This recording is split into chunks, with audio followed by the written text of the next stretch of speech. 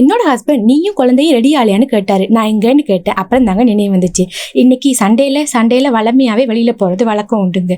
ரெடியாகி பார்க்கவும் வந்துட்டோங்க. அங்கே நிறைய குட்டி குட்டி கடைகள்லாம் இருக்குங்க. அதை பார்த்ததும் அங்கேயே ஸ்ட்ரெக் ஆகி நின்றுட்டாங்க. உள்ளுக்கு போனது ரொம்பவே ஹாப்பியாக என்ஜாய் பண்ணிக்கிட்டு நடக்க ஸ்டார்ட் பண்ணிட்டாங்க.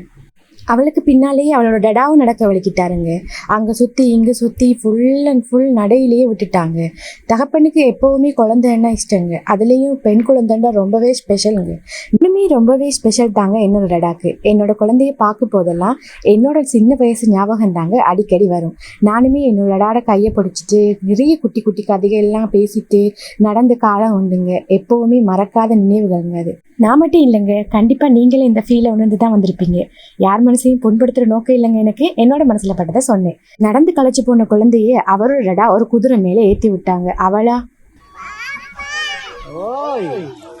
கூப்பிட்டு அதுலேருந்து இறங்கிட்டாங்க. அதுலேருந்து தூக்கிட்டு போய் அடுத்ததாக எங்கே விளையாட வைக்கலான்னு சர்க்கஸுக்கு கூட்டிகிட்டு போனாருங்க. அங்கேயுமே ஒரு தடவை தாங்க சறுக்கி இறங்கினதுக்கு அப்புறம் மண் விளையாட ஸ்டார்ட் பண்ணிட்டாங்க. கொஞ்சம் நேரம் மண் விளையாடிட்டு இருந்த குழந்தைய அவங்களோட டடா கூப்பிட்டு வாமா வேறு என்ன சரி விளையாடலான்னு கூட்டிகிட்டு போனாருங்க சீசோக்கு. சீசோலையும் ரொம்பவே என்ஜாய் பண்ணி விளையாடிட்டு இருந்தாங்க. அப்புறம் அதுலேருந்து தூக்க சொல்லி அளவழிக்கிட்டாங்க. அதுலேருந்து தூக்குனதுக்கு அப்புறம் என்னடா செய்யலான்னு அவர் யோசிச்சுட்டு இருந்தப்போ நீங்கள் ரெஸ்ட் எடுங்க, நான் அவளை கூட்டி போகிறேன்னு ஒரு ஊஞ்சலுக்கு கூட்டிட்டு வந்தேங்க. அங்க வச்சு ஆட்டிட்டு இருந்தேங்க. அதுலயுமே கொஞ்ச நேரம் தாங்க விளையாண்டா. அதுக்கப்புறம் அதுவுமே போர் அடிச்சு போய் அதுல இருந்து இறங்கிட்டாங்க. அதுல இருந்து இறக்கிட்டு சுத்தி பார்த்தா எல்லா குழந்தைங்களும் ரொம்பவே சந்தோஷமா ஹாப்பியா என்ஜாய் பண்ணிட்டு விளையாடிட்டு இருந்தாங்க. பாக்குறதுக்கு ரொம்பவே ஹாப்பியாவும் சந்தோஷமாவும் இருந்துச்சுங்க. அந்த பார்க்லேயே ரொம்பவே அழகான இடம் இந்த பாலம் தாங்க. எனக்கு ரொம்பவே பிடிச்சிருந்துச்சுங்க. எனக்கு மட்டும் இல்லை, பார்க்குற உங்களுக்கு இந்த பாலத்தை ரொம்பவே பிடிக்குங்க. இதில் ஸ்பெஷல் என்னென்னா தண்ணிக்கு மேலே செய்யப்பட்ட பாலம் தாங்க இந்த பாலம். நடக்கும்போதே ஒரு குட் வைப் ஒன்று வருங்க. என்னோட குழந்தைக்கு ரொம்பவே பிடிச்சிருந்துச்சுங்க. ரொம்பவே நடக்கவும் வலிக்கிட்டாங்க. ஒரு கட்டத்தில் நடக்க முடியாதுன்னு உட்காந்துட்டாங்க. நான் தூக்குவோன்னு கூப்பிட்டப்போ தூக்க வேணாம், என்னை இறக்கி விடுங்க, நடக்க போகிறேன்னு சொன்னாங்க. நிறைய பேரண்ட்ஸ் அவங்களோட குழந்தைய கூட்டிகிட்டு வந்திருந்தாங்க. தண்ணிக்கு மேலே பாலம், வா, ரொம்ப சூப்பராக அண்ட் குட் எனர்ஜி இருந்துச்சுங்க.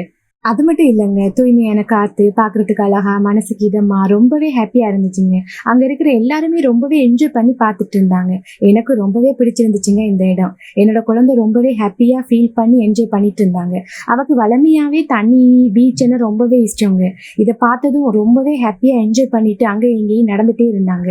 இந்த இடம் ரொம்பவே ஸ்பெஷலுங்க. இந்த இடத்துல birthday photoshoot, wedding photoshoot, outdoor நிறைய ஃபோட்டோஷூட் அண்ட் பார்ட்டிஸ் செய்வாங்க இந்த இடத்துல. ரொம்பவே ஹாப்பியான பிளேஸ், ரொம்பவே பிடிச்ச பிளேஸ், எல்லாருக்குமே தெரிஞ்ச பிளேஸ். இன்னும் போய் பார்க்காதவங்க போய் பாருங்க.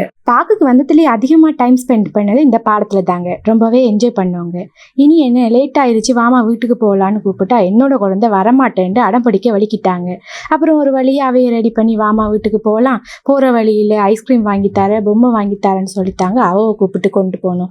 ஆனால் சுத்தமாக அவைக்கு அங்கேருந்து வாரத்தில் இஷ்டமே இல்லைங்க.